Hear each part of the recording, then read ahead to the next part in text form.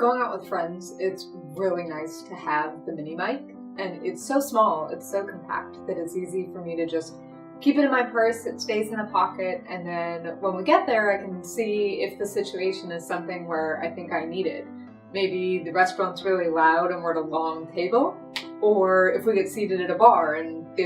some of my friends are at the other end and a bit far away from me. Super nice, it's easy to just pop out, set down on the table, or give to somebody to clip on, and it just gives me a little bit of an advantage to have the ability to really focus on the sound that's coming from something a little further back. And sometimes I find that I actually end up doing better with the conversation than my friends that don't have hearing loss, because I've got these cool little tools